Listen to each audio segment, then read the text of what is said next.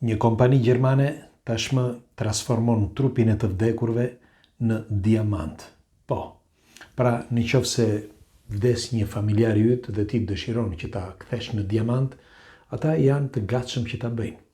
Është një projekt i realizuar për herë të parë në vitin 2021 dhe tani po ju tregoj disa çmendurira të kohëve të fundit që kanë dalë. Si gjithmonë kush është rastësisht dhe nuk e ka bërë ende, le t'i bëj like faqes që të shihemi sërish dhe faleminderit që jemi prerë bashkë. Pra, nga trupi i njeriu, e dim shumë mirë që trupi i njeriu zakonisht me fjalë shumë në disa familje e vendosin brenda një arkivoli, të tjerë duan që ta djegin për të mbajtur pluhurin në shtëpi. Të tjerë akoma duan që ta mbarrosin në meritet e tyre dhe me format e tyre. Mirë po, një kompani gjermane në vitin 2021 bëri një testin e parë. Një njeri i vdekur e ktheu në pluhur dhe pasi e ktheu në pluhur me një sëri teknikash e ktheu hirin në diamant. Po si ishte mundur që të kthehet hiri në diamant? Tani po ja u tregoj. Duhet të dini që diamanti është i përbërë nga 99% karbon. Dhe në fakt ajo që mbetet nga njeriu është karbon, është hiri. Dhe varet pastaj se sa mund të nxjerrë, sepse mund të vlera e atij diamanti mund të jetë duke filluar që nga 2.000 euro dhe mund të arrijë deri në 30.000 euro. Pra vlera e diamantit që del nga trupi i njeriu. Po si prodhohet? Siç u thash, diamanti është i përbërë nga 99% karbon dhe trupi i njeriu në momentin që digjet komplet kthehet në hi. Dhe hiri nëpërmjet një procesi kthehet është karbon dhe nëpërmjet një procesi bëhet diamant. Një diamant që mund të dali në forma të ndryshme. Kjo varet nga, me fjalë, mund të dali i madh ose i vogël dhe ti mund të asistosh gjatë këtij procesi.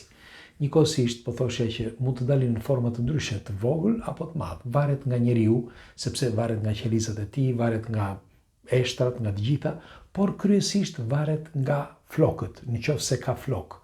Pra, sa më shumë flok, për shembull një grua që ka flok, del më shumë, sepse nuk dihet se përse, por del më shumë sepse konservon më shumë karbon dhe është karbon cilësor. Në fakt, me sa lexova, diamanti që ka dalë me vlerë më të madhe ka qenë një gruaje deri në 27.000 euro. Tani pse po flas këtu për këtë gjë?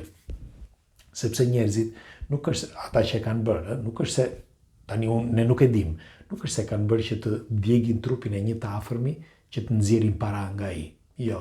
Shumë prej këtyre, thash nuk e dim në fundit, por shumë prej këtyre e bëjnë dhe i kanë vënë në disa intervista që janë mallëngjyrë, kanë qarë, sepse merreni me mend ju, gjithë ai trupi i atij njeriu, si për shembull trupi im, ta djegësh, bëhet pluhur, me fjalë hi dhe nga hiri të nxjerrësh një diamant të vogël.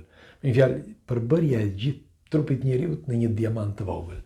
Dhe këtë diamantin mund ta vendosësh, me fjalë mund ta çojnë në varse ose në unaz ose në vath apo kuror, varet. Unë pash për shembull një histori vërtet mallëngjyese të një nëne që humbi vajzën e saj. Dhe kjo nënë qante vërtet shumë, por nuk mundej fillimisht që ta vendoste në ndjegje të bien, sepse i dukej si e pamundur. Mirë po, ja treguan që ishte tashmë nuk jetonte më. Dhe kështu që për sëmundje të keqe, dhe si përfundim, ajo e bëri procesin, me fjalë, për ta kthyer në diamant. Dhe nuk e keni iden. Nuk e keni iden sepse ajo mban varse, e pash një video, dhe të mallëngjen shumë. Tani, pse po thoshe këtë? Sepse erdhi ky bosi. Prit oshi. Erdhi ky se edhe unë. Do shkosh të flesh. Do rish këtu. Dhe vjen gjithmonë, sepse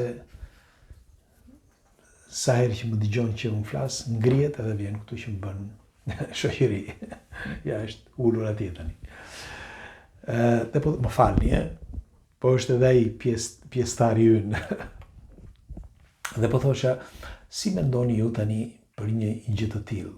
Mundet që të bëni, me fjalë ju vjen që të bëni një gjë të tillë, pra të transformoni trupin e një të afërmi që nuk jeton më në hi, dhe nga hiri të transformoni në diamant.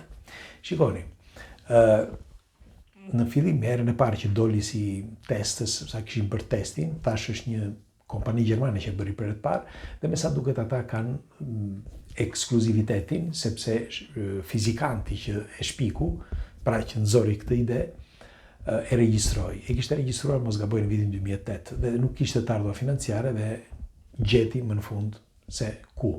Pastaj, si përfundim, doja t'ju thoshe që investimi i parë ka qenë shumë i ullët, por tani i kanë ofruar kompanisë edhe 9 miliard $. Nuk e di i kanë pranuar apo jo, por tregohet që një biznesmen rus do të t'i afronte një shumë të madhe. Sepse me kalimin e kohës nuk do ketë më vende, dhe ata e din shumë mirë, kush investon e di shumë mirë. Nuk do të ketë më vende se ku të çojnë trupat e njerëzve, sepse jemi shumë. Ku do t'i vendosin trupat? Ju mos shikoni tani Shqipëri, Kosovë, Maqedoni, Malizi, pra këto vende, por po të shikoni në disa vende si për shembull, ku ta di unë, Evropa për shembull, në të gjithë Evropën pagon para që të vendosësh një trup. Dhe tani, po flas, po merreni mend ju tani pas 10 viteve ose 20 viteve, nuk do të ketë më vend. Dhe këta që investojnë e din shumë mirë. Dhe ç'bëjnë? Investojnë paraprakisht që nesër pas nesër t'i kenë kapur këto deg të investimeve. Çdo të thotë kjo. Në qoftë se investon njëri me një fjalë në këtë fushë, në fushën e kthimit të një trupi në diamant, është shumë e thjeshtë në të ardhmen, sepse ku do vendose, ti do ta marrësh trupin dhe do e djegësh, se s'ka vend, do ta djegësh. Tani në vend që ta mbash si hi, pra në një, si që mbajnë edhe kinezët, për shembull, ose japonezët, ti në vend ta mbash si hi në një vazo, e bën diamant, se e mban gjithmonë në trup, pra e mban varur, e mban në dorë, apo unaz, apo këta di unë. Ose disa e mbajnë edhe si dhëmb, për shembull.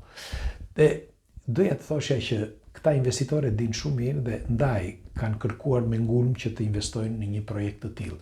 Me sa dëgjova, ka edhe në shtetet tjera që kanë filluar tani, por gjithmonë më duket se idea për ata duhet royalties, që quhen kështu,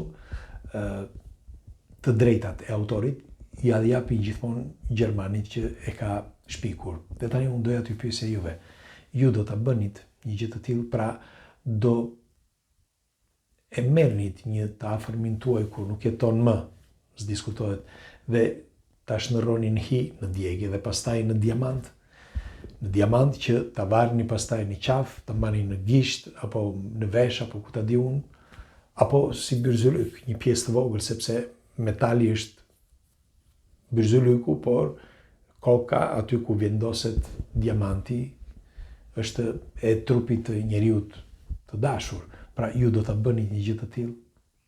Është absurd, është shumë e fortë, ta mendosh është shumë e fortë. Unë nuk e di, unë vetëm thjesht ta mendoj më është tronditse. Doja t'ju pyesja juve, sepse duhet diskutuar kjo, sepse thash në një të ardhme shumë të shpejt, shumë gjëra do të ndryshojnë. Merrni mend që pas vitit 2030 thuhet që nuk do të ketë ligje për mos të çuar më, të paktën në vendet e zhvilluara, për mos të çuar më të vdekurit, trupat e të vdekurve në varreza, sepse s'ka vende.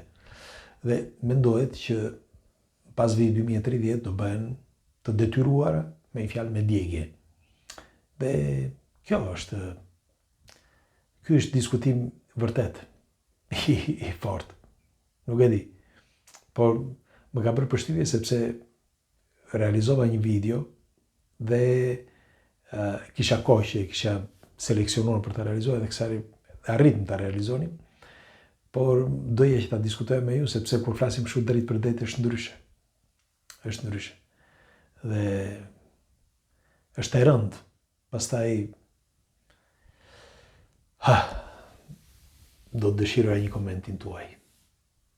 Pres komentet tuaj. Zoti qoftë me ne, ditë të vështira po vinë.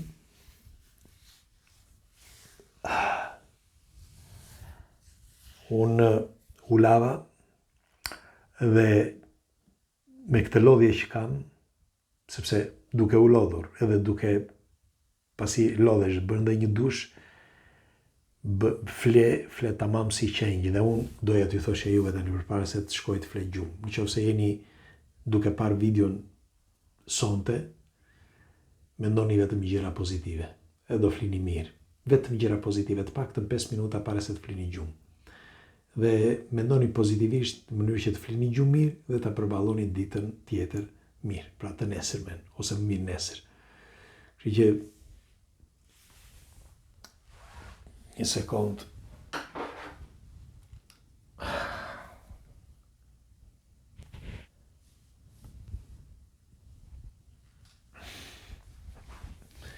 Dhe po thosha, është mirë që ta përballoni ditën duke menduar pozitivisht natën, sepse ëndrat janë portali i kësaj jete.